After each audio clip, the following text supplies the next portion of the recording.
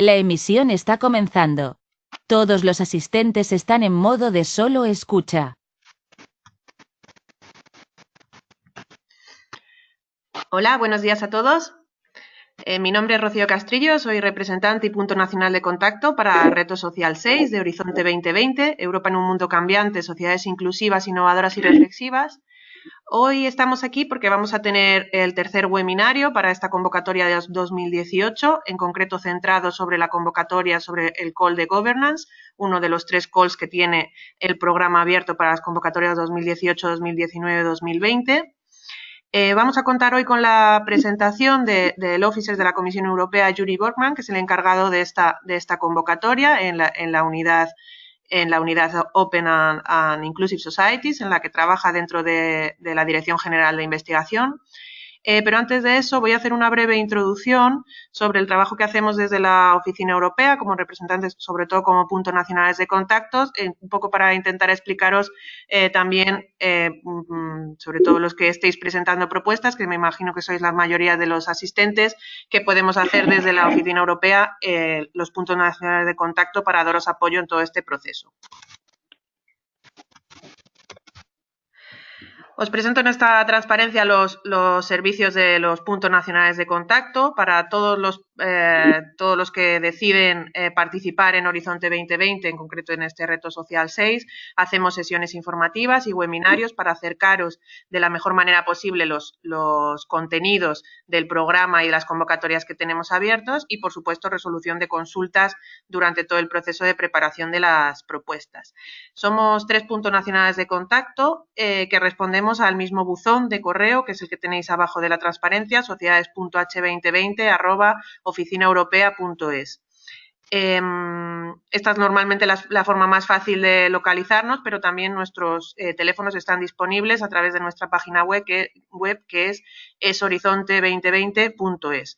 Ahí podéis también alcanzarnos por teléfono, están los teléfonos de nosotras 3 y de todo el resto de los puntos nacionales de contacto de todos los programas de Horizonte 2020.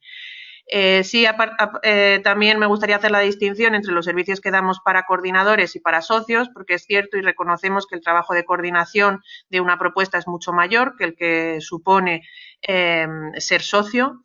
Para coordinadores hacemos normalmente en las sesiones informativas en los Infodays reuniones bilaterales para asesorar sobre el encaje de la idea de proyecto. También hacemos lectura de propuestas que nos gusta, que pedimos que nos mandéis hasta 3 semanas antes de la fecha de cierre. Normalmente ya sabemos que 3 semanas antes de la fecha de cierre no es una versión definitiva, pero normalmente es lo suficientemente avanzada como para poder haceros comentarios y que esos comentarios os lleguen con un margen suficiente para incorporarlos a una propuesta en caso de que tengáis que comentarlo con el resto de los socios, etcétera. También hacemos talleres de preparación y escritura de propuestas. Para los que estáis registrados en nuestra página web, habéis visto, tenemos en Madrid el 5 y 6 de febrero y en Barcelona el 12 y el 13 de febrero. Este año vamos a hacer un taller un poco más largo porque incorporamos una parte nueva que es un simulacro de evaluación de propuestas, en la que contaremos con la oportunidad de leer propuestas reales y hacer, digamos, de evaluadores de una propuesta para vernos a nosotros mismos en el papel de evaluador que nos llama la atención, que no un proceso que muchas veces es subjetivo y en muchos casos os ayuda a entender qué cosas está buscando un evaluador cuando escribís vuestra propia propuesta. Para socios, la mayor dificultad normalmente con la que os encontráis es entrar en el consorcio apropiado donde podéis incorporar vuestra experiencia y para este objetivo, desde la red de puntos nacionales de contacto Net for Society, tenemos varias herramientas de búsqueda de socios en el que os podéis inscribir y de alguna manera que os pueda valer de ventana de visibilidad a coordinadores que pueden estar buscando socios. Para ello también intentamos asesoraros sobre el perfil para ser publicado en las redes, como digo, a través de estas herramientas y también a través del evento anual que organizamos en Bruselas, que en este caso ya ha pasado, ahora os daré un poquito más información, que fue el 15 de noviembre en Bruselas, que también son eventos de networking para intercambio de experiencias de distintas personas que pueden estar interesadas en participar en propuestas para 2018. Los topics que cubre el webinario de hoy son básicamente todos los del Call Governance, que como os he mencionado al principio es uno de los 3 calls que tiene abierto Reto 6 para 2018, 2019 2020.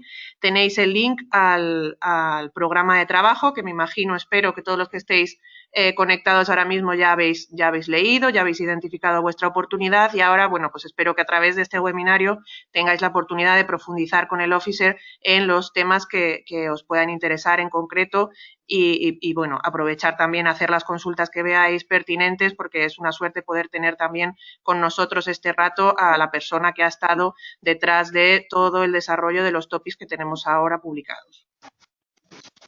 Como os mencionaba, el 14 de noviembre tuvimos en Bruselas un evento organizado por la Comisión Europea y por los puntos nacionales de contacto. En este evento, los distintos officers de los distintos topics fueron presentando los topics de los que son gestores. Todo esto está grabado, hay un vídeo disponible a través del link que tenéis en pantalla. Y también, como os comentaba, la segunda parte del evento fue una sesión de brokerage en la que se organizaron reuniones bilaterales con distintas personas para precisamente la preparación de propuestas.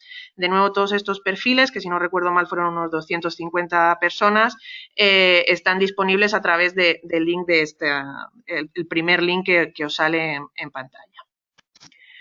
Sobre los trabajos de promoción que hemos hecho para Reto 6, ya hemos acabado lo que fueron las sesiones informativas nacionales, que fueron en Madrid, Barcelona, Bilbao, Valencia y Sevilla.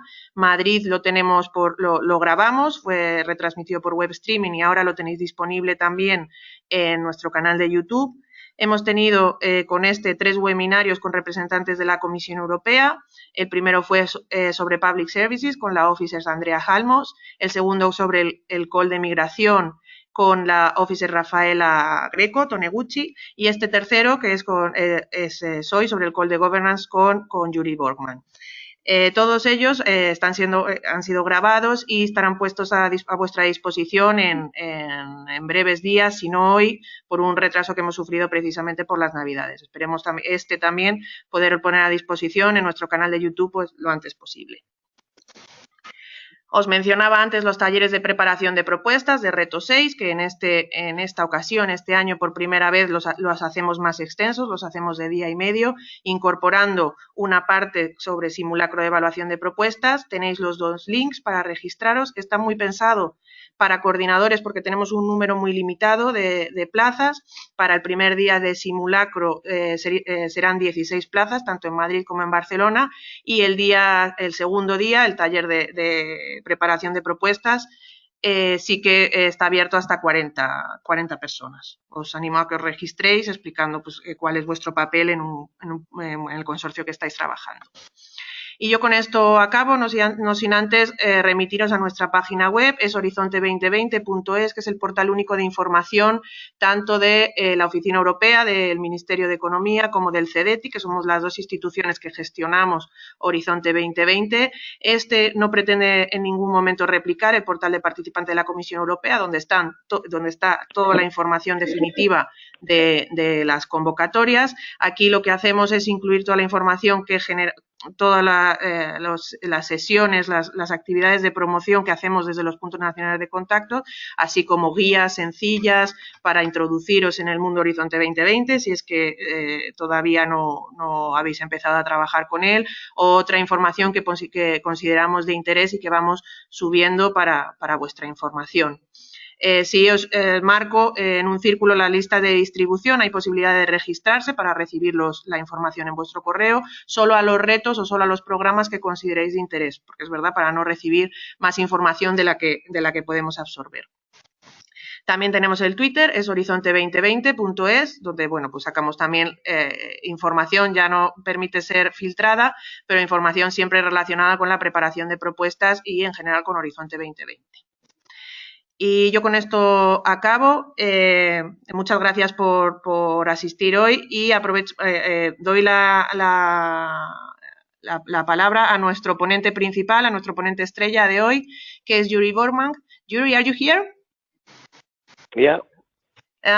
So, Yuri, thank you very much for being with us today, and the floor is yours. I have your presentation here. Which presentation do you want to begin with? Info, Let's right? start with the governance call, yeah? It's best, or not? Mm-hmm. The governance call, so the Societal Challenge 6 presentation, and the first slide is 38. Okay. Are we there? Yes. Can everybody hear me? I hope so. Okay. So I can start? Yes, please. Thank you. Okay. Good morning, everybody. Thanks for giving me the opportunity to inform you on the third call. I understand that you have already had presentations on the other two. So it's a good opportunity to do this for us, because as you would imagine, we would, of course, want to see and encourage very good and interesting proposals, and I also hope that you find at least some of the topic calls of interest. Okay. So maybe we can move to the chapeau slide, which is 39, the next one, which gives the overview of the call. Okay. So I say a few introductory words before I go through the topics topic by topic. So the call will provide an evidence base and sound policy and technological options to facilitate adaptation of governance structures as needed. So this is the ultimate objective, which each and every one topic should actually in one way or another contribute to. So to provide an evidence base for policy and in some instances technological options to facilitate adaptation of governance structures, so change if needed. And it engages with the very foundations of governance and democracy in key constitutional and institutional areas such as trust, differentiation, social rights, and citizenship. And it also addresses challenges such as populism, polarization, radicalization, security and defense policy, as well as digital democracy and open innovation. As ever, international cooperation is invited or required as appropriate. So, okay, let's move to the next slide, to the first topic, governance 1, trust and governance, which is open not now, but next year. It's, of course, this is why it's topic 1, it's absolutely central to the call. It's as fundamental for the call as trust is for governance. Why do we have this topic? Well, we appear to be witnessing decreasing trust in public and possibly also private institutions of governance, such as banks, for example, for financial institutions.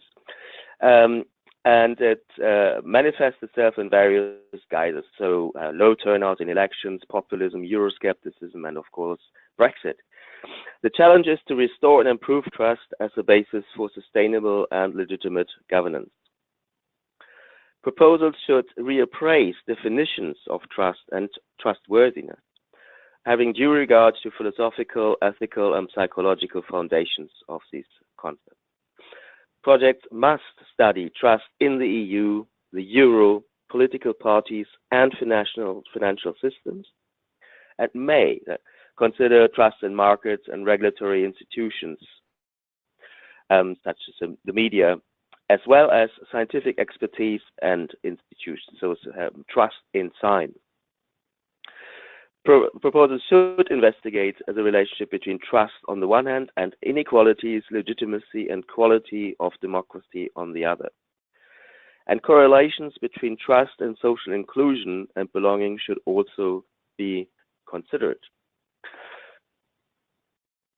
So, research should certainly identify which levels of trust are conducive to stable, sustainable, and fair social relations and governance, as well as to the thriving of citizens. So what is the appropriate level and kind of trust? That is one of the key questions that need to be addressed.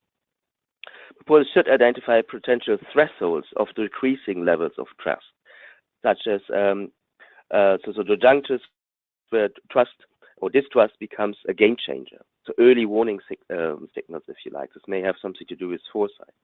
The role of civil society in the dynamics of trust building should be investigated too. Experimental research should also be performed if relevant.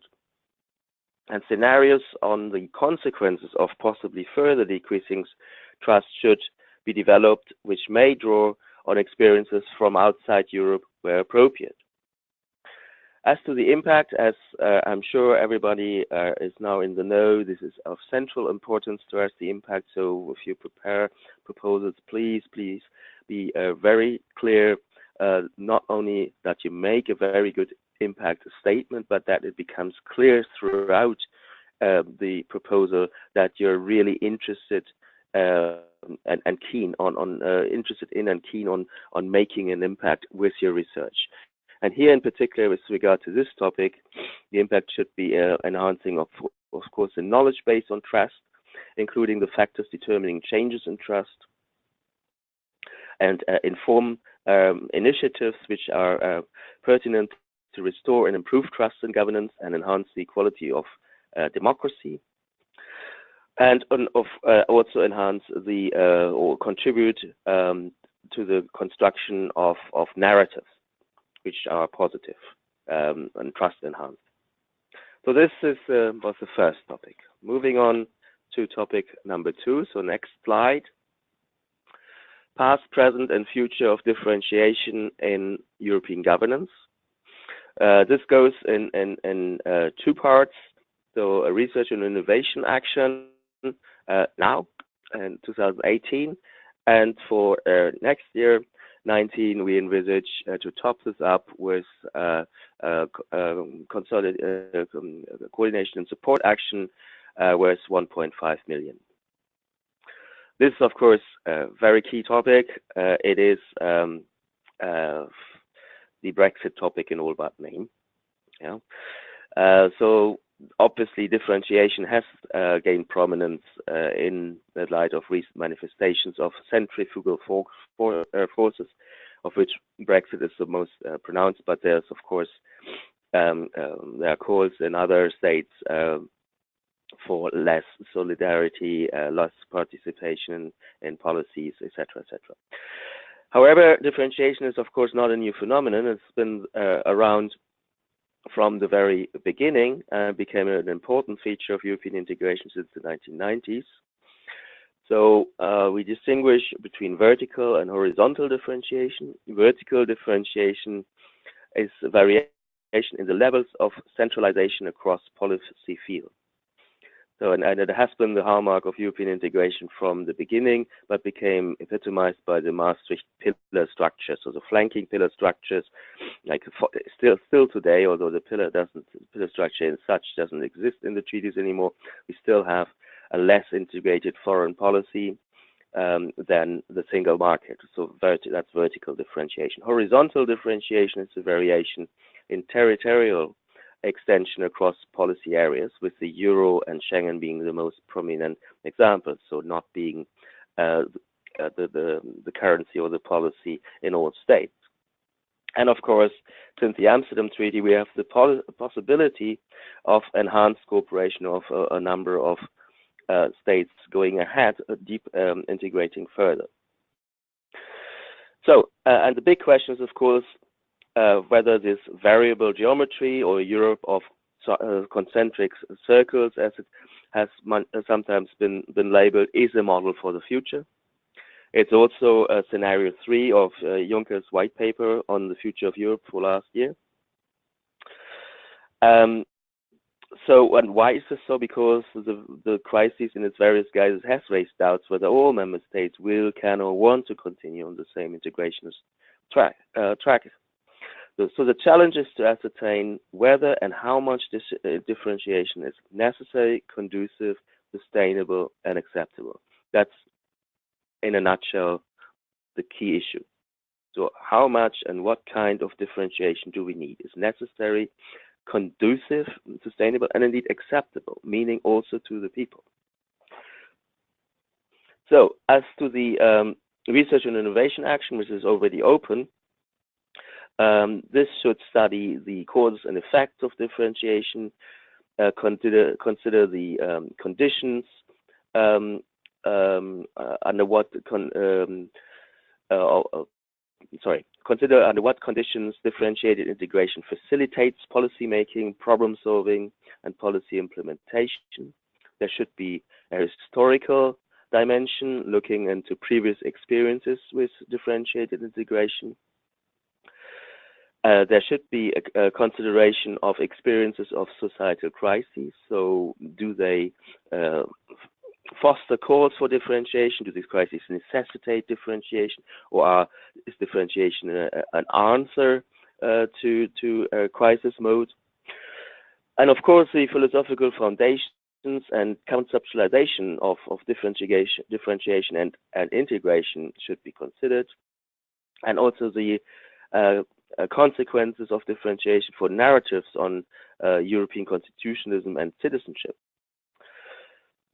As to the, one thing I forgot, which is actually quite important to us in the scope, consideration should be given to the perspectives of regional and local authorities. This has so far as we know, not been studied, at least not at a level that is, or in media that are available to us. So what do regional or local authorities on the ground which implement policies actually make of differentiation? As to the coordination support action, as said, for next year, it should establish a network, as ever, to support policy making on differentiation, advising on appropriate approaches and tendencies and proposals on how to better anticipate and prepare for future manifestations of these centrifugal forces as we see them now. It should take stock and synthesize the results of the research actions, of course, the ones also running then the year before, or starting the year before. And so at EU level, but also at other levels. So harvesting also research that is not covered by what we've been funding. And of course, that goes without saying, but it's of course envisaged that there will be strong collaboration between the CSA and what we envisage 3 running projects, which are then a year ahead, which are the research and innovation action. So we need, as to the impact, a comprehensive knowledge base on which scenarios and models of future differentiation will be devised, and clearly improve the EU's capacity and resilience when centrifugal forces manifest themselves. So preparing for a future similar scenario. The CSA should also mobilize and link experts, so scientists, with stakeholders, as always envisaged for coordinating and support action. So as you can see, we're throwing quite a bit of money on this topic. Very, very important for us. I could imagine that in Spain, or at least in some corners of Spain, this might be quite interesting as well, and maybe there are particular Spanish experiences which can be used and drawn on to shed light on the wider European picture. And I'll not go into any detail, but of course you have quite prominent examples in Spain of these centrifugal forces as well. So I very much hope that there is interest in Spain in this topic. Let's move on to the third one, Governance 3, again for 2018. So the next slide, slide 42, addressing populism and boosting civic and democratic engagement. Again, research innovation action, the budget of 9 million, and we envisage, although this is not set in stone, but we roughly envisage that we can fund 3 parallel projects worth roughly 3 million each. Well, I suppose this topic doesn't need much of an introduction, but anyway, so populism is rife. There was Trump, there's Brexit. With populism clearly also in government in Poland and Hungary and Austria, and in Germany it's also now in parliament. So it is clear that mainstream political parties are perceived as not addressing citizens' concerns appropriately. And therefore, people turn to populist parties and ideas instead. And this we need to understand, and we need to understand this much, much better. So why do people turn to populist causes, and what are the consequences for European democracies and indeed for the European project, the integration project in itself? And we want, of course, to identify strategies for strengthening democratic values and practices. So we need a comprehensive analysis of populism, as well as the philosophical, sociological, and cultural explanations and foresight. To what extent is populism in Europe tied up with negative orientation? For example, anti-globalization, anti-EU, anti-immigrants, anti-minorities, and a sense of nostalgia or nativeness and nationalist ideologies. Their historical and comparative perspectives should be adopted, and it would be helpful, perhaps, if one compared this with manifestations of populism also outside Europe, whereas in Europe, right-wing tendencies and narratives seem to prevail. This may not be the case elsewhere. For example, in Latin America, Venezuela, Brazil, Argentina, India, where you may have left-wing branches of populism. So it would be very interesting if that could be investigated too. I would envisage that in Spain there may be relatively easy to have engaged with South American institutions which could bring that perspective in. That would be very, very interesting for us. We also would like to know whether and how populism is related to structural socioeconomic mutations or destabilizations of political economic paradigms. This is a very cryptic sentence. I'm not going into the genesis of this sentence, which is, of course, as ever, a compromise. What we really mean with this is we want researchers to look at correlations between populism and, for example, increasing inequality since the late 70s and early 80s, since the neoliberal time. Yeah.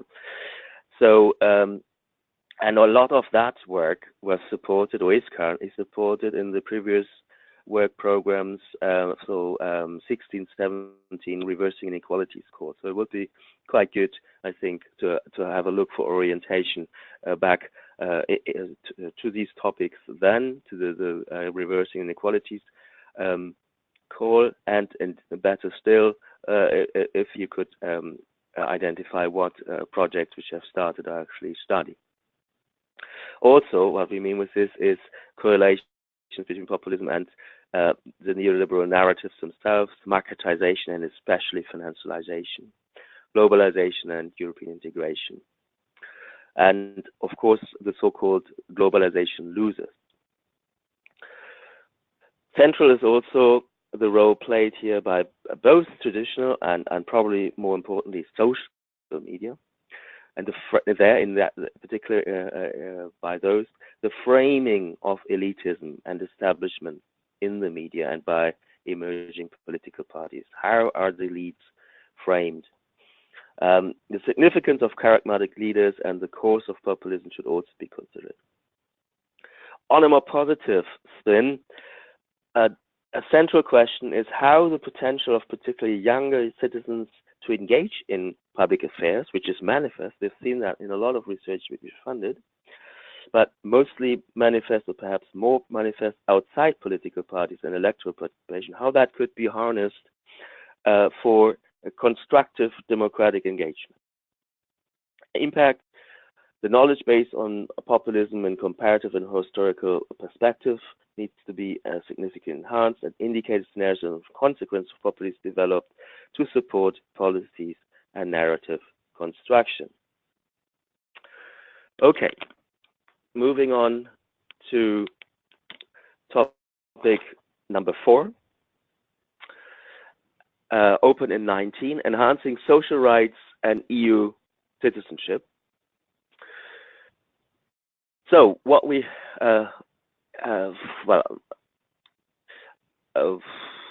very short excursion. I have, let's see how we're doing in this time, but I have agreed with Rocio, and there's another presentation which I could briefly run through on a policy review on citizenship, which is about to be finished and published. And can you hear me? All good? I hear some strange sound. Excuse me? Hello? Yes, I can hear you. You can hear Hello? me. I think there is something in the line. Okay, yes, it's me. Do you want me to change your presentation to the other? No. No. Okay. Sorry. But I can barely hear you. Can you hear me? Am I understand? Can you understand me? I cannot understand you well at all. Hello? Can you hear me better now? Yes, better now. But there's, I mean, it's more important that you, for the moment, that you understand me, because I hear lots of disruptions. Shall I continue? Yes, please. Sorry for the interruption. Shall I continue? Can I continue? Sorry, I don't hear you at all. Can you hear me now? Yeah, vaguely. I think it might take some seconds while I switch on the mic, because I have the micro off when you are talking. It might be why. Okay, but now it's better. It's better. I will give you the floor again. Sorry for the interruption. Okay, so stick to slide number 43, governance for enhancing social rights and EU citizenship. I just mentioned that the context is that we've just done a policy review, which inter alia, but most importantly, revealed that what is needed to enhance EU citizenship is a strong, credible, realistic social dimension, something that could be called social citizenship. And this is basically what the topic is about. We identified a gap, although there is already significant research, but we thought this is where we need to take research on European citizenship from our perspective further. So this is why this topic is meant to explore the relationship between social policy instruments and outcomes in social inclusion and fairness. Particular focus, of course, on the European social pillar, its merits, its shortcomings, how much social policy harmonization is possible, needed, acceptable, and of course, and this is as indicated in the context of the policy review I set out, we need conceptualization of social citizenship. What does it mean today? What does it mean for Europe? What does it mean in different states? Yeah. What are the links between social rights and economic growth, inequality trends and social well-being, and of course historical comparative dimensions? So this is a link between social policy, establishing a link between social policies that exist or are envisaged at EU level and citizenship, particularly EU citizenship. And of course, it should advise on social policies, on indicators of social exclusion and poverty, etc., and contribute to the implementation of the European Pillar of Social Rights. But ultimately, what we're interested in is this link between social rights and EU citizenship, and what role should in the future social rights play as part of EU citizenship. Okay, 3 times 3 million envisaged for next year. Okay, let's move on to something which I will cover in less detail, which obviously does not come from our unit, which is topic. So topic number 5, next slide, slide 44, which should span all 3 years on new forms of delivering public goods and inclusive public services. So this should so first of all, this is so you see the budget is spread for 18 and 19, and then there's a possibility for a follow-up in 20. So research should critically assess transformations based on collaboration and innovation platforms supported by ICT. So government as a platform, that is the idea. Government as an IT platform. And look into the frameworks and guidelines for these services and the quality, and regrouping resources accordingly under infrastructures made available at European level, and enable participation of relevant communities. So this is about forward-looking models for the delivery of public services, and it should also, which may be difficult, reinforce trust in public institutions and open government and support web accessibility. Okay, moving on to topic number 6 on slide 45, trends and forward-looking scenarios in global governance. This has a slightly smaller budget of 6 million, so we envisage to fund 2 projects in parallel. The reason is that we had in the previous work program a call on global, not on global governance, but on international cooperation, etc. So here the idea is, well, it's of course the context is a response to recent trends in nationalism and protectionism, U.S. elections, of course. Yeah. So what are the consequences for global governance generally and for global institutions in particular? And of course, yeah, we find ourselves still with a set of global governance institutions which were created mostly after the Second World War for partly, and some would say, considerably different purposes. And the challenge is now to determine what shifts or changes in global and transnational governance are needed. And crucially, of course, how does this affect the EU's role as a global actor? That's really what it's essentially about. Yeah? So I go a bit more swiftly, maybe. Assess contemporary and historical developments in key institutions, such as UN, NATO, WTO, OSCE. We got questions on this. The text says e.g., so it's not a must list, yeah? And it's certainly not exhaustive. So if researchers would also like to look, say, at the WTO, at the World Bank, at the labor organization, etc., so that's all fine. Yeah.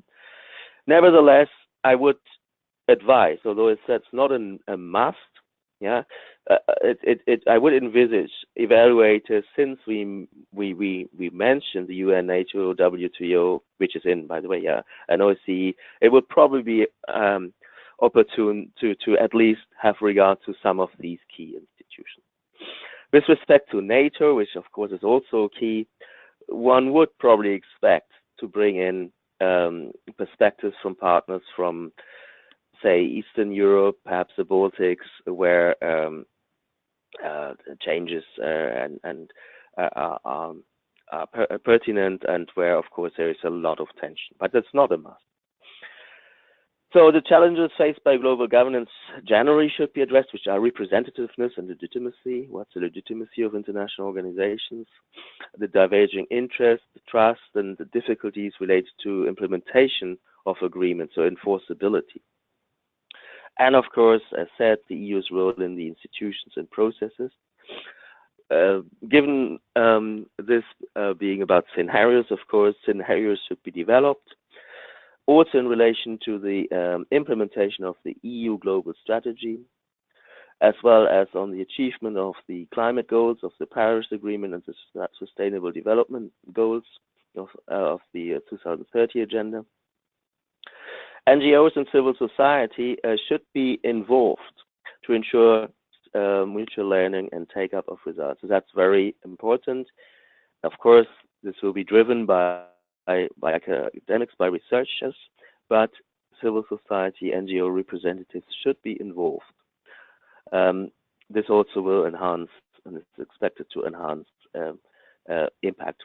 Participation of international partners strategically targeted by the EU is encouraged. Yeah, that is very important. Yeah. So I would expect a good proposal. It's not a must, but to involve, for example, the OSCE or partners from third countries, maybe US, China, Russia, I don't know. So participation of international partners strategically targeted by the EU is encouraged, and I really emphasize this again.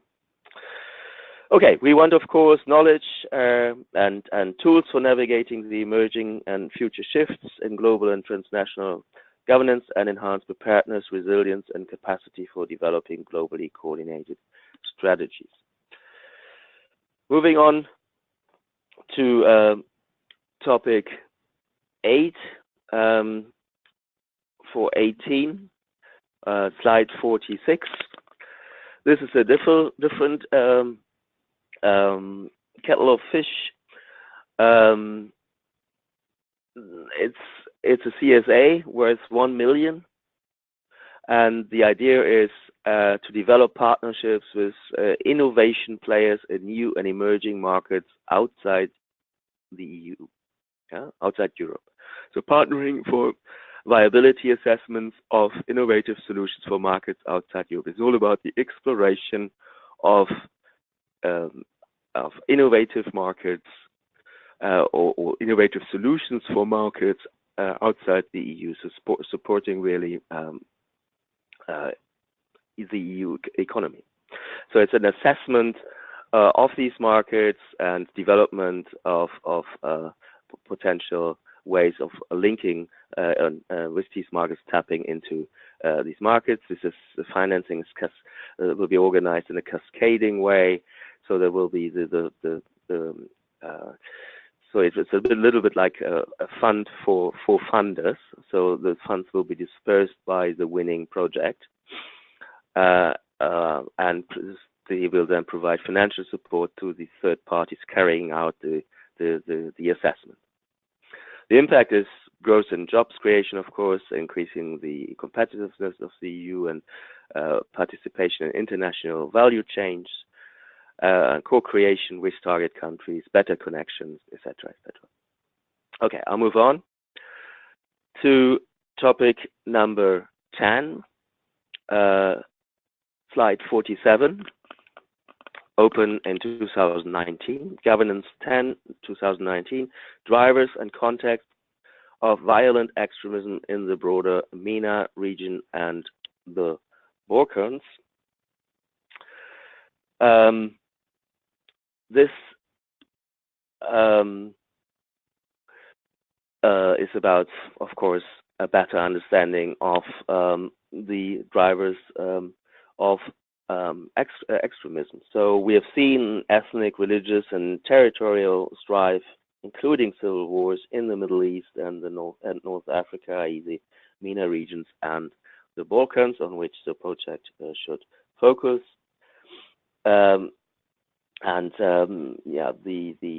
The strife you've seen could be described as a rise of violent extremism fueled by religious tensions and fundamentalism.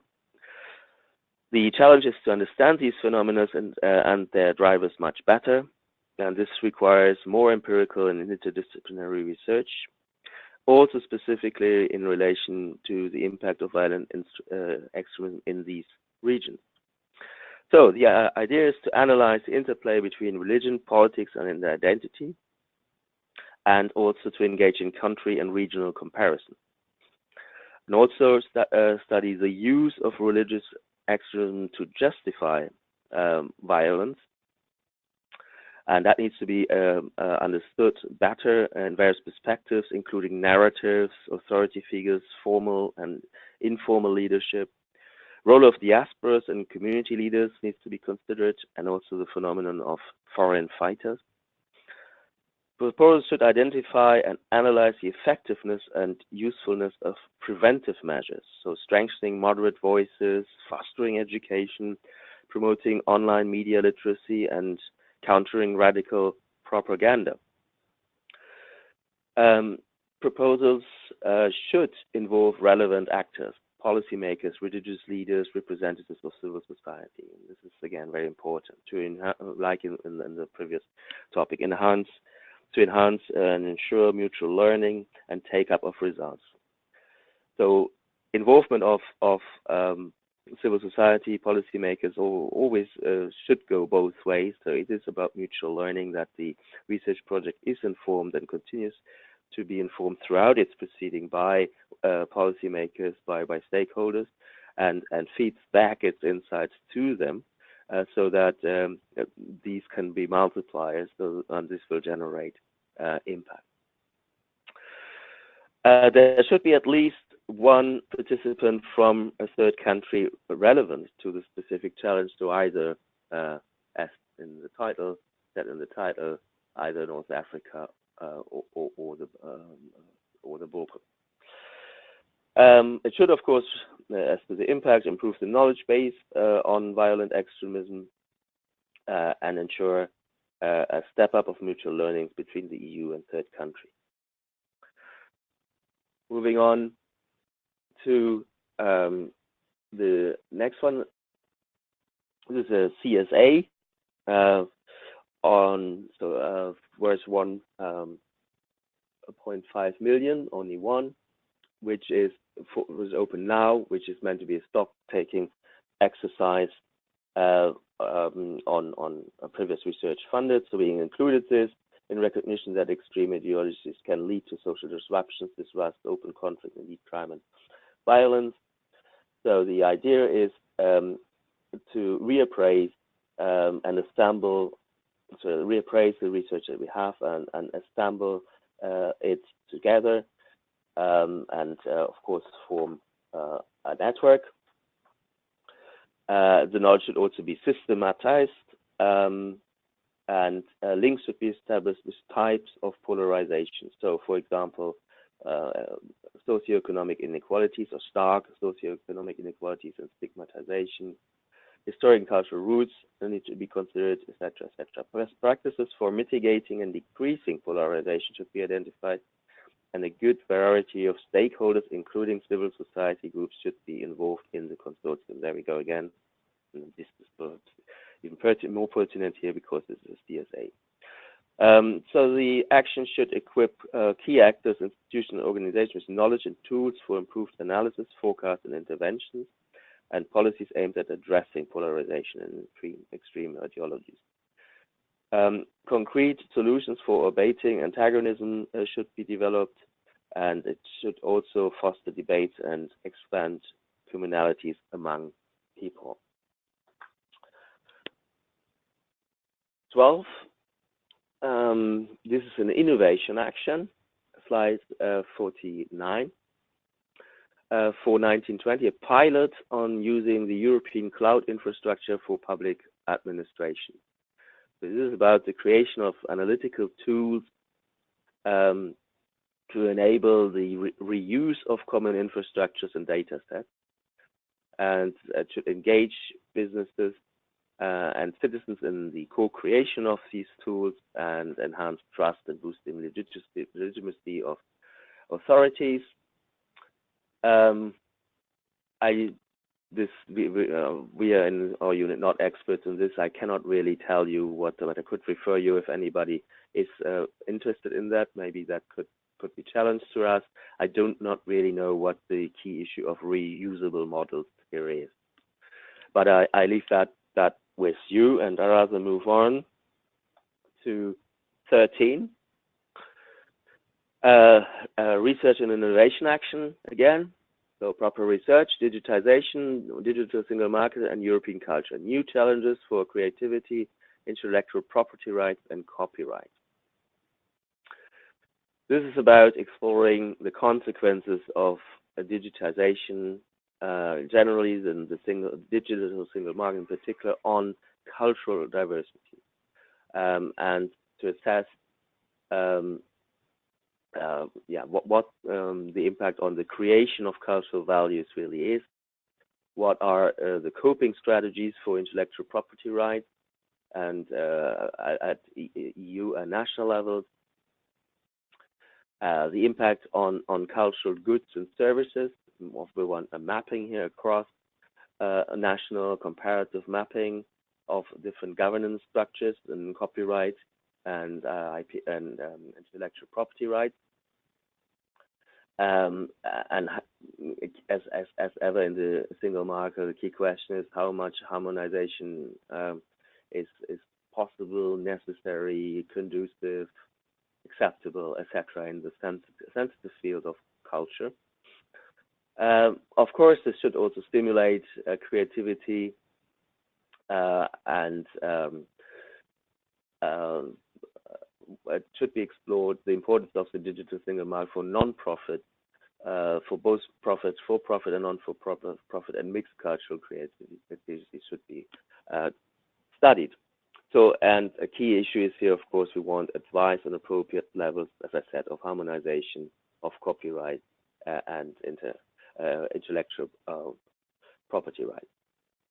And of course, in the context of the digital market, so it should be the digital single market. It should be contributing to improving, enforcing, deepening this digital single market. 14. Aranet co-fund, renegotiating democratic governance in times of disruption. So, as said, this is a co-fund, so we are contributing with 3 billion. There's an expectation of a leveraging factor of 5, so it's a co-fund to funders, whom we expect to chip in 15 million. And then run, of course, their own calls and evaluations and fund the research on the ground. The idea is, as for most topics in this call, it responds to signs of what is here called disruptions of democratic governance, as well as at least perceived erosion of legitimacy in traditional democratic institutions.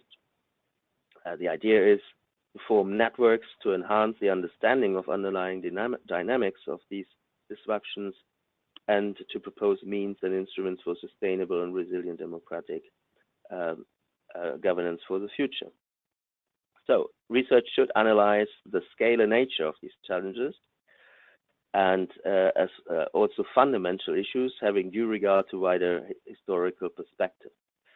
And again, consider the relation between capitalism and democracy. This has propped up in other topics before.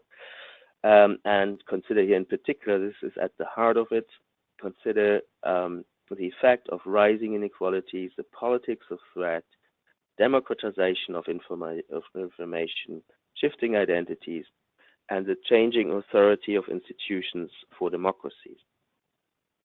It should also consider the significance of alternative action repertoires that often young people, but not only the young, engage in. And it should analyze the impact of factors such as educational and socioeconomic background, identity, ethnic and religious backgrounds for the shifts in democratic governance. But also, quite specifically, we address and analyze, assess recent institutional developments and proposals at EU level, such as the introduction of the Spitzenkandidaten, so lead candidates in the EU elections to then run for the position of President of the Commission, as has been the case with Juncker. And also the proposal to join the presidency of the Commission and the European Council, which is actually a proposal which comes from Juncker, which was made in the most recent State of the Union address, and we would like to know what researchers think about it. Again, involvement of stakeholders is key here, also in the design, research design, because this is of course an ongoing one, which may cause. Ultimately, from our perspective, the idea is to pool resources from participating states from all regions of Europe, including, and I say this now expressly, the southern, central, and Eastern European countries, which, to be honest, and that's why we wrote this in here, were in the earlier winners of these kind of AeroNet calls underrepresented, and we want to redress it. Proposals are also required to implement other joint activities, and including an additional joint call without EU funding. Okay, I think this is the last one, 15, slide 52. This is a CSA which found its way at a relatively late stage in the program drafting and coordination into the work program, taking lessons from the practices of interdisciplinarity in Europe. This is actually a response to our efforts to embed or integrate SSH into other societal challenges. And we've been working on this in our unit for some time, but we thought we could do with some help from outside and help us to analyze the interdisciplinarity inside, now that's where the idea comes from, but also outside of Horizon 2020. So in the EU and also beyond if relevant.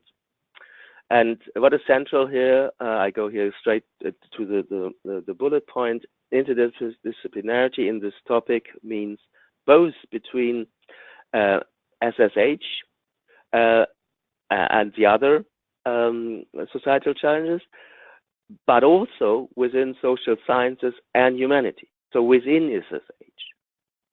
So we also think there is a lot still to be explored for better collaboration between the social sciences and the humanities within our topics, within our societal challenge. And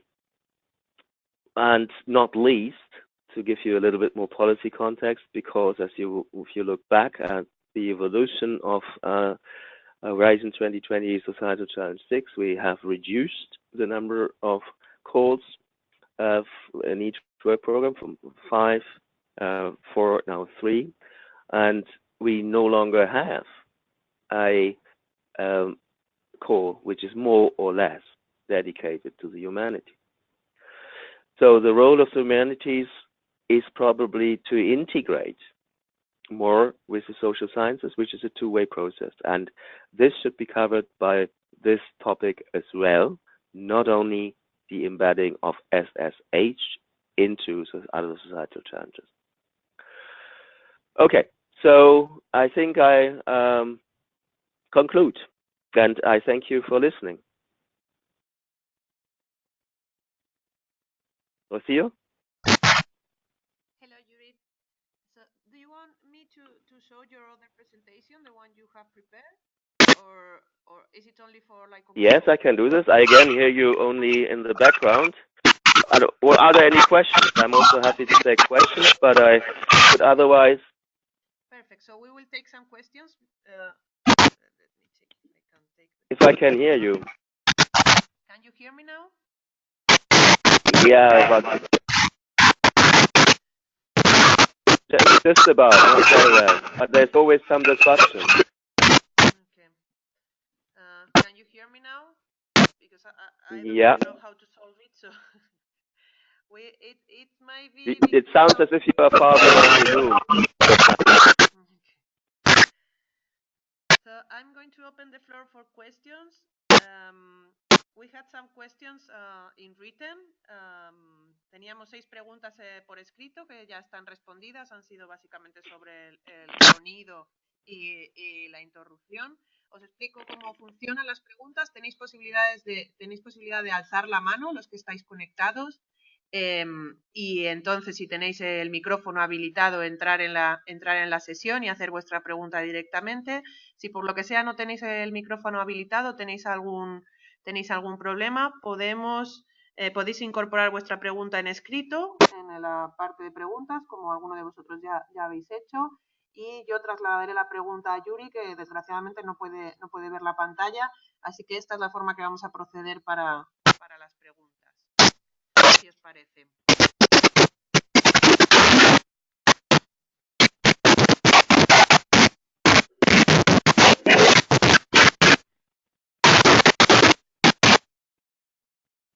If everybody is speaking, I can't understand anything. No, I'm just waiting for people to make a question if they wish. Okay. We don't have any question at this moment, not in written, not any hands. So if you want to present the context review you are doing, if you take some okay to do it, people can reflect on the questions okay. They want to make. Okay. Okay. So do you want me to show your other? Tell me when you are on the other presentation.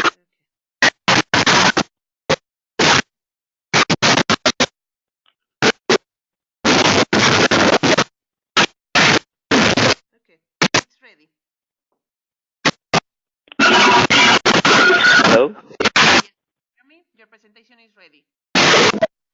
Okay, so I start. Thank you. So you can maybe go straight to the second slide. So it's the okay. I said a few introductory words. This is a policy review. What is a policy review? A policy review, as the name suggests, reviews a good number of thematically related, ongoing, and more or less recently concluded research projects from a policy perspective. So it synthesizes key research findings of a range of related projects. And this is one of our key publications of our unit. We are doing at the moment 4 in parallel, or just one has just been published. So the object is to assess recent developments, trends, narratives, and future prospects of EU citizenship. The political context text is manifold. There is we had this year the most recent EU Citizenship Report, which is a report written by the Commission to for the European Council and Parliament, but it is widely read because it's a key policy instrument on citizenship, on the progress of European citizenship, and it's due every 3 years. It's a so-called Article 25 review. It's a treaty obligation for the Commission to write this report, and we time it as a policy review so that it follows this report. That was also the case 3 years, actually this time 4 years around. This one was delayed because of Brexit. The other actuality, if you like, is of course changing political landscape, which is all about the topics that I've just talked about in the governance call: populism, Brexit, radicalization, terrorism, etc., etc. More specifically, and that goes to the heart of the matter. Why are we doing this? There's a problem. The problem is that European citizenship appears at least to have insufficient resonance and indeed relevance for large proportions of EU citizens. They are maybe aware of it, but they do not know what exactly it is and may not be even in the position to take advantage of the main rights and market mobility benefits. So we have what we call here double difficulty: how to meaningfully address those who are usually not taking or unlikely to take advantage of the mobility, essentially mobility rights, and how to engage at a political level those same disaffected groups politically. And what's the role for citizenship in social justice? The next slide, 3, just lists really the projects we reviewed, in bold the key ones, but I'm not going now into this. This is the structure. So the heart of it, so 2 is trajectories of EU citizenship, then capturing the real, making EU citizenship more resilient, beyond the market, a transformative social citizenship. I mentioned this in relation to topic number 4 of the governance call. You may recall this. This is in a way, the heart of this policy review. And one of the outcomes is that we thought we need a new topic on social citizenship. And then the final substantive chapter is about political citizenship, transforming the politics of EU citizenship and political citizenship. Okay, let me tell you now the story that flows through these structures. So if you go to the next slide, 5, which is sort of basically chapter 2, the narrative. So what prevailed for some time from about the 2000, so the first decade, was the so-called fundamental status narrative. So that citizenship constitutes a fundamental status. This is coined in the jurisprudential discourse. So the court at the European Court of Justice had a key role in it, in its case law. And therefore it revolves, of course, around free movement and equal treatment.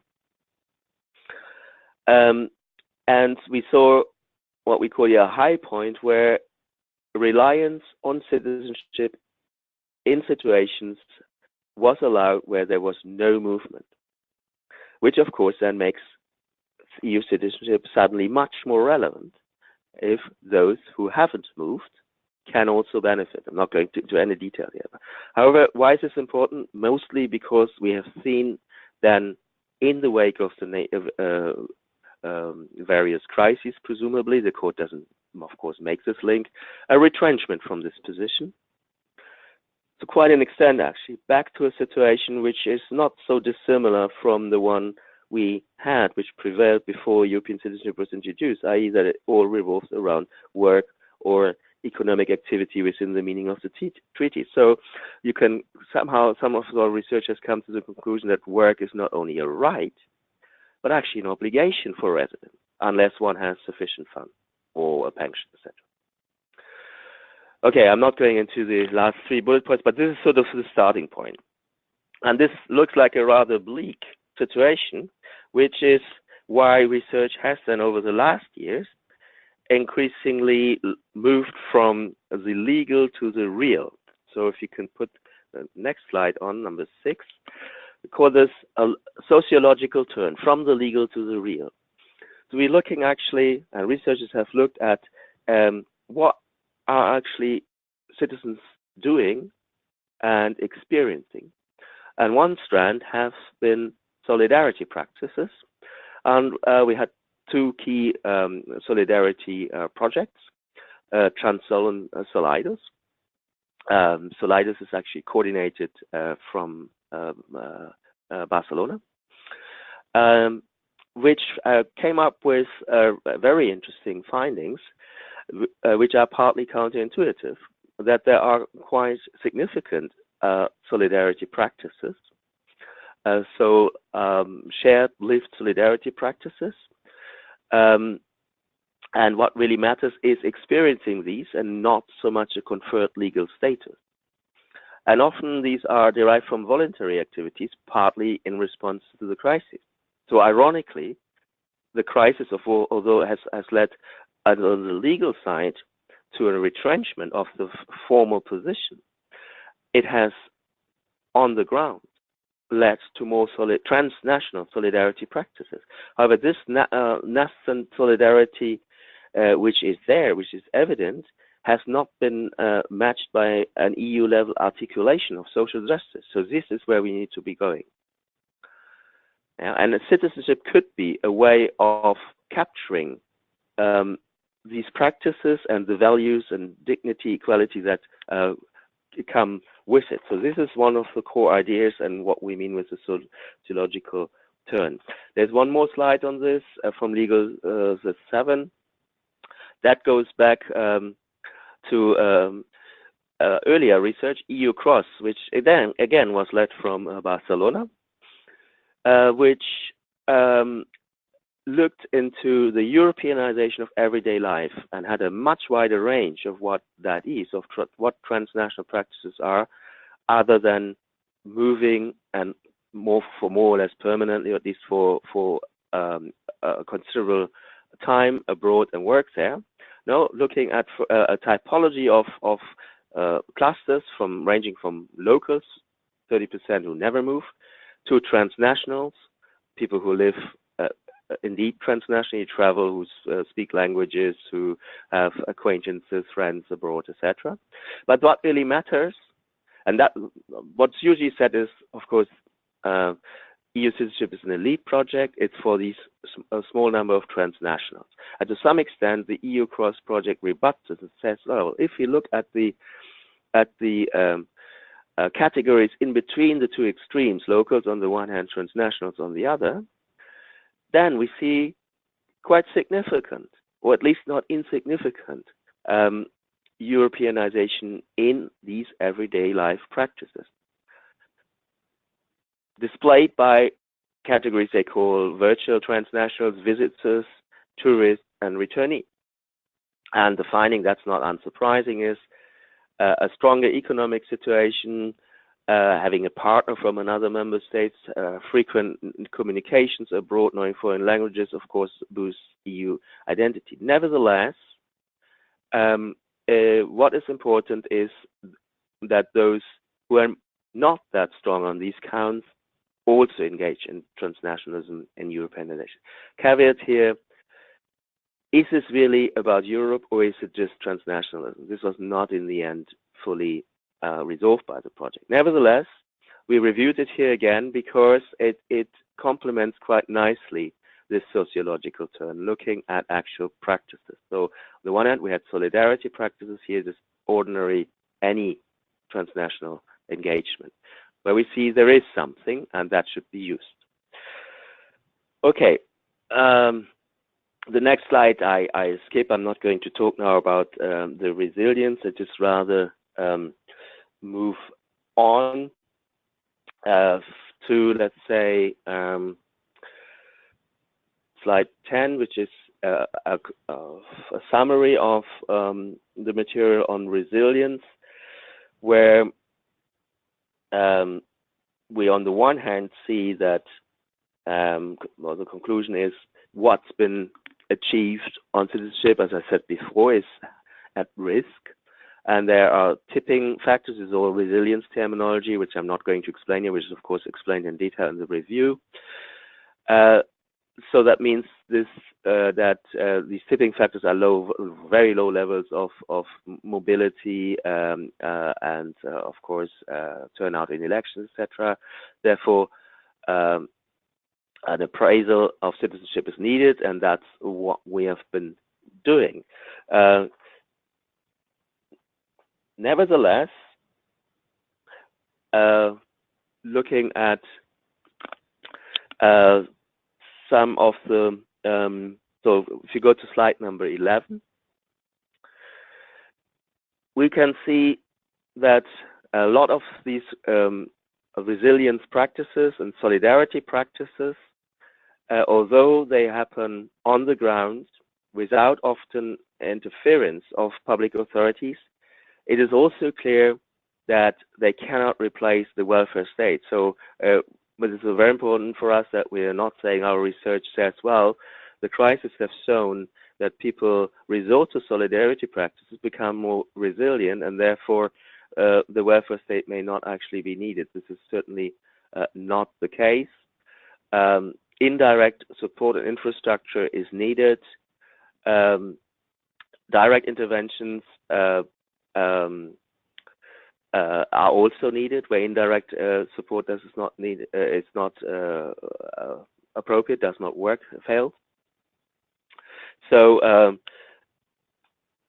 I move a little bit now.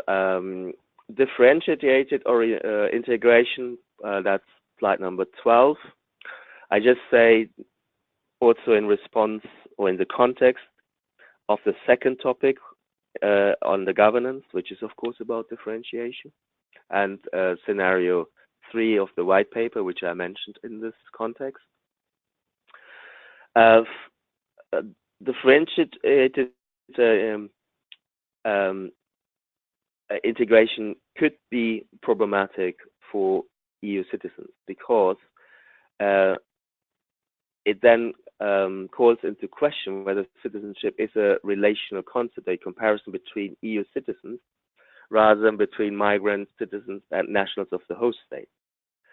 In other words, so far, if we look at it from an equality perspective or equal treatment perspective, the question is always in what kind of scenarios do EU nationals have to be treated equally to nationals of the host state usually. But if we have differentiated integration, then we have, of course, also differentiated degrees of citizens' rights. So it becomes a relation between different EU citizens in different member states. And this raises serious questions about what equality of equals means. So there you go. There you've already, for those who are interested in topic number 2, some ideas of what the consequences of differentiation for citizenship could be. 13, how can we, and this is of course again goes to the heart of it, how can we engender a social citizenship? Of course, as said, as concluded, engaging with the social seems to be essential for any meaningful citizenship. However,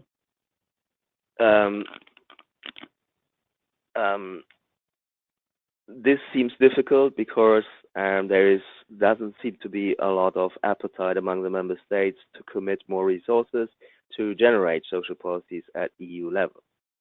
Nevertheless, the suggestion is that this could be done because of this nascent solidarity which has been found and which is thus far not challenged. So it should be, first of all, articulated at EU level, and what we also see is, again, through this solidarity research, that there is evidence of course, varying support for redistributive social justice policies at EU level, for example, minimum income support, etc., etc.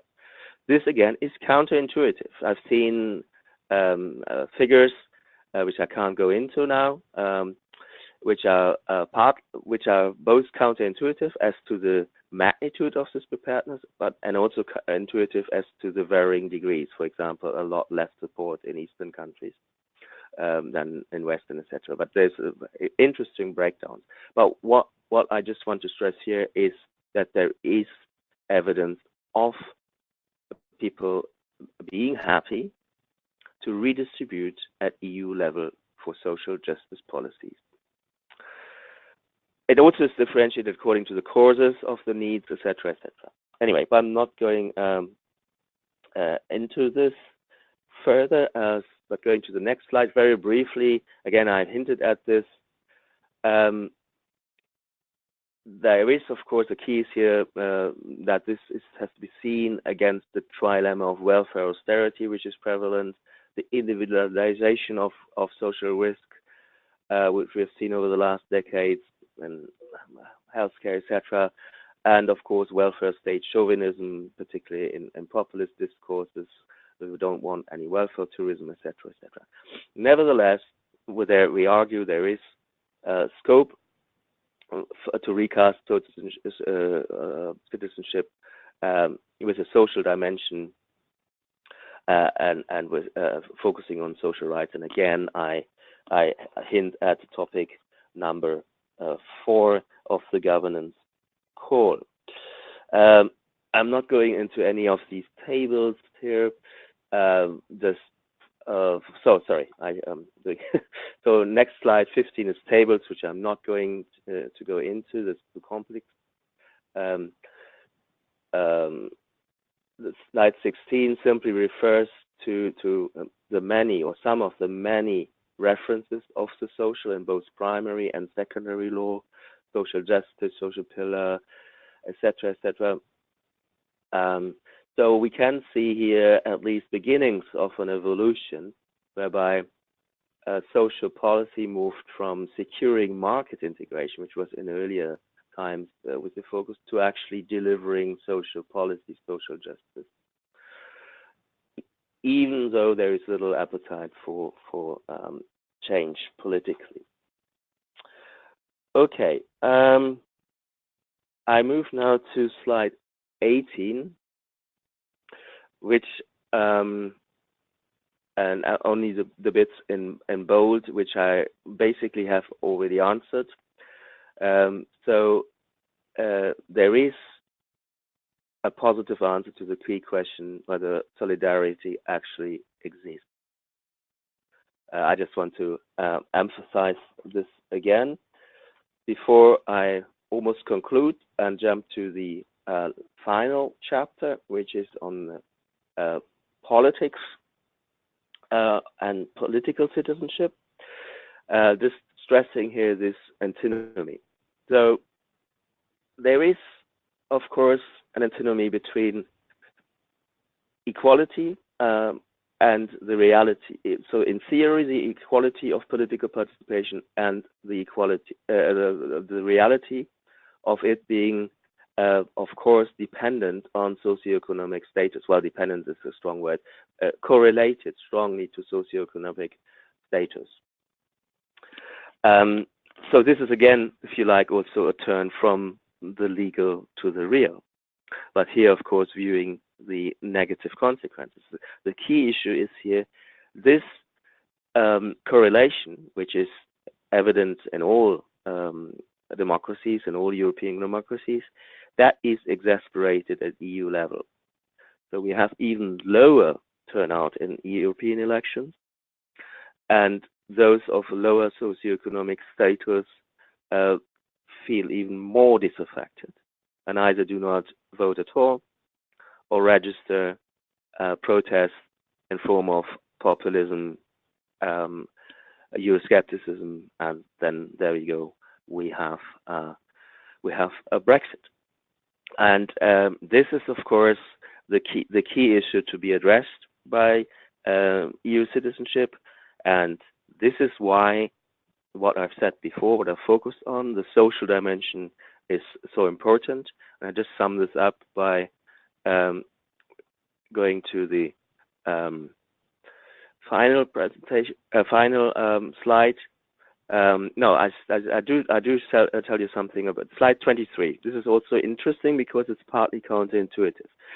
If we look at the political participation of the young, and we had a good number of projects on this, looking at it from various guises, not necessarily a European perspective, but we of course know that young people tend to, in recent times, if they engage, do so more in sort of alternative, non-electoral action repertoires, protest movements, etc., etc., or blogs on the internet, social media, etc.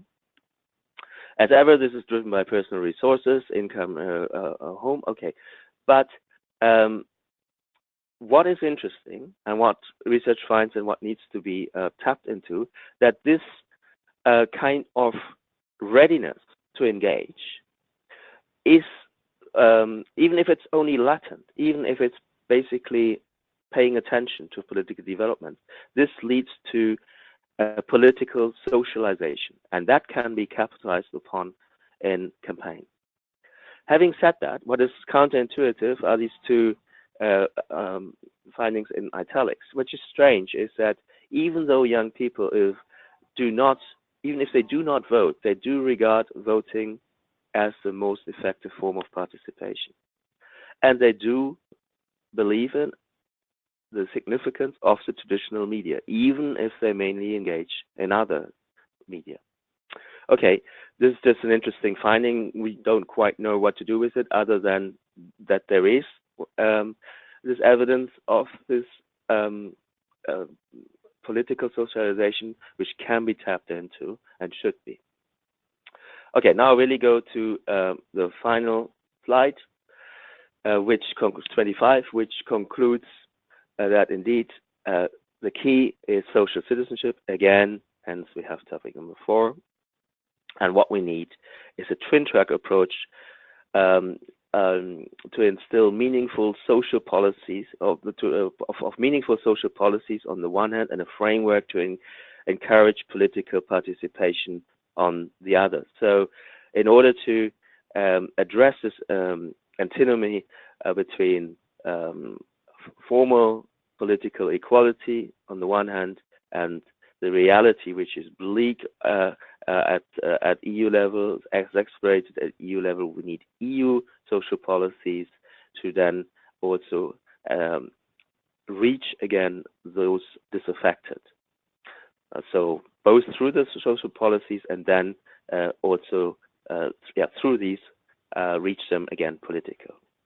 Okay, I conclude on this with this. I thank you very much for listening.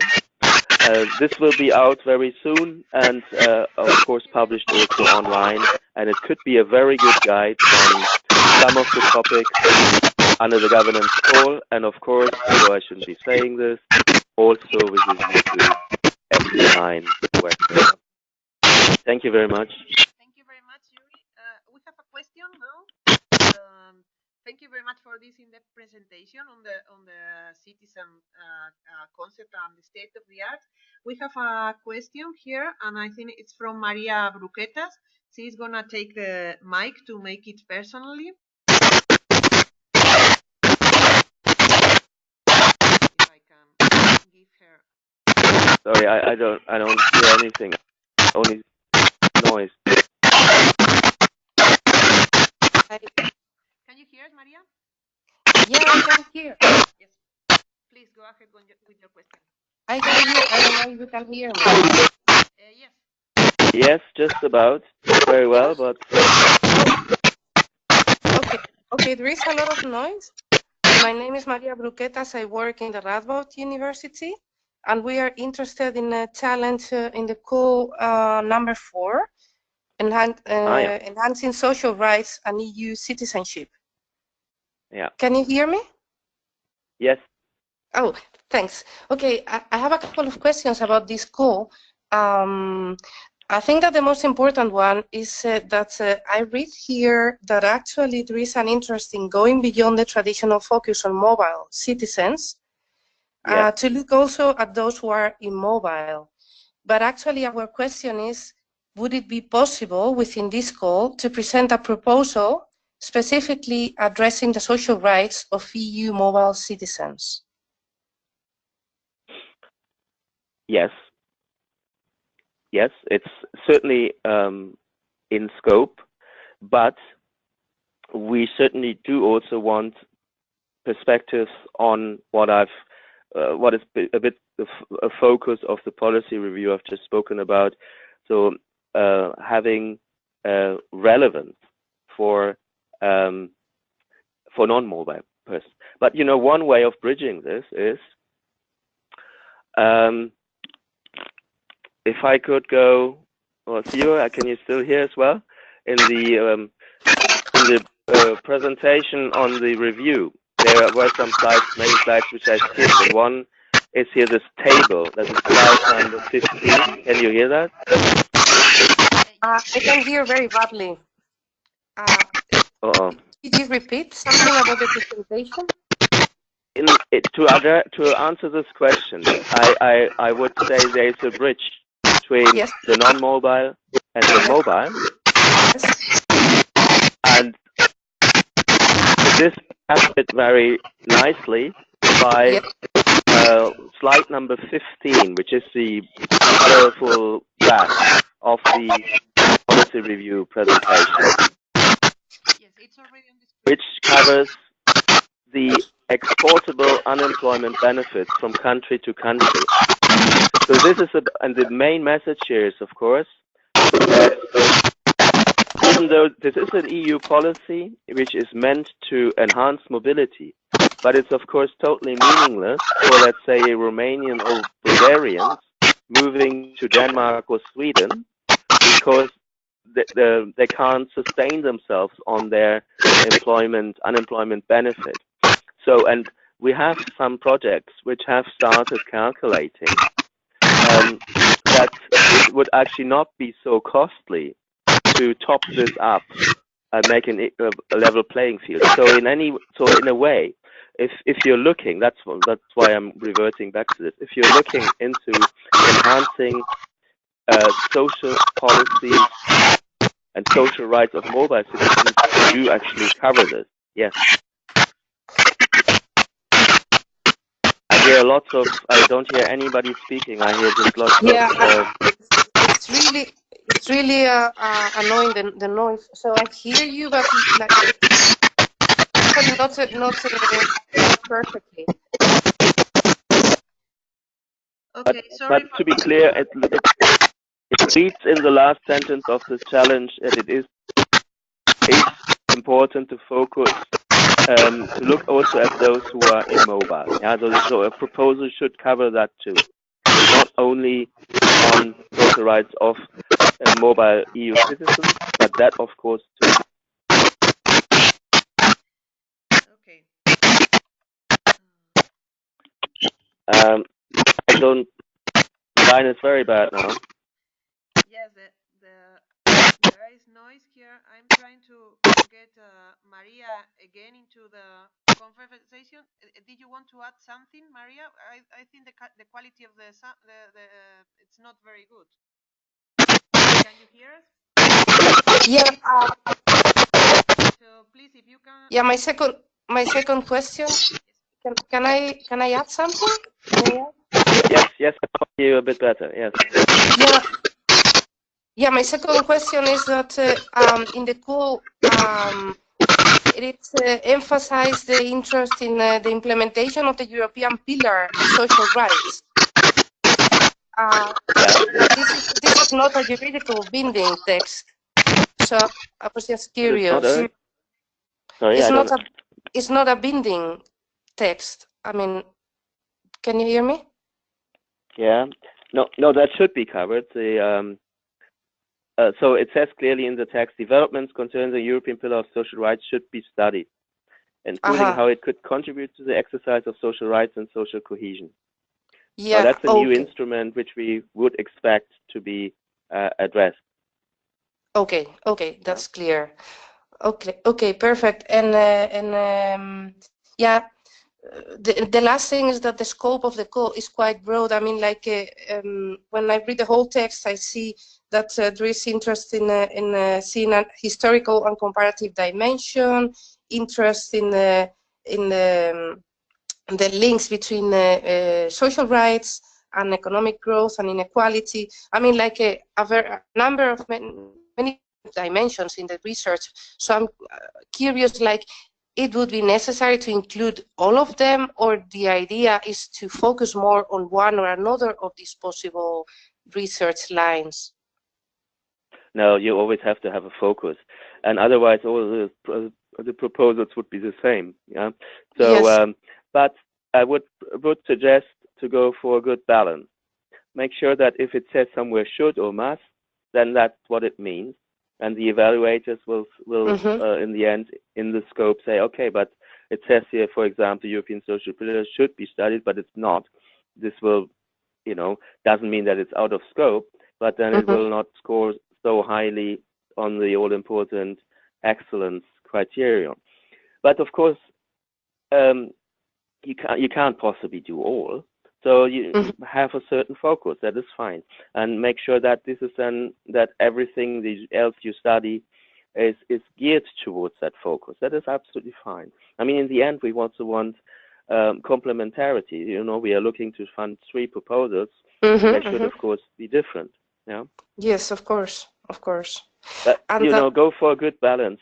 Read it again, and make sure. And of course, it depends on the resource you can assemble, your partners you have, with their expertise they have, what you can realistically do. Yeah. Okay, perfect. And is it necessary to have a non-scientific partners? Is it a plus, or? It's always good, and not. I can really.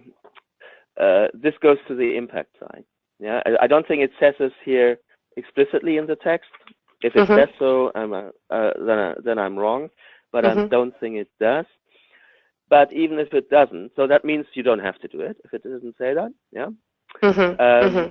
But having said this, increasingly often winning proposals have that for the reasons of impact, because of this two-way process.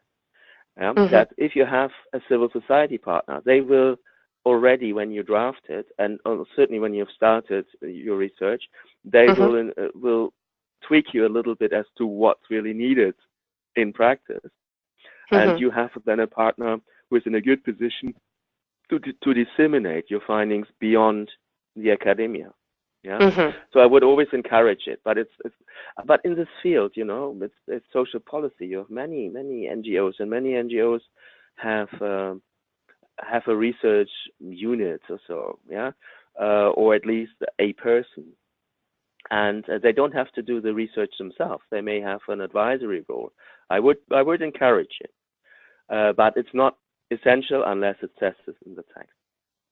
Okay, perfect. Thanks a lot. Or, for example, a city. Yeah, a city is involved in social policies, and some bigger cities have a research department. We have seen that in the past. That goes usually very well. Yes. Okay.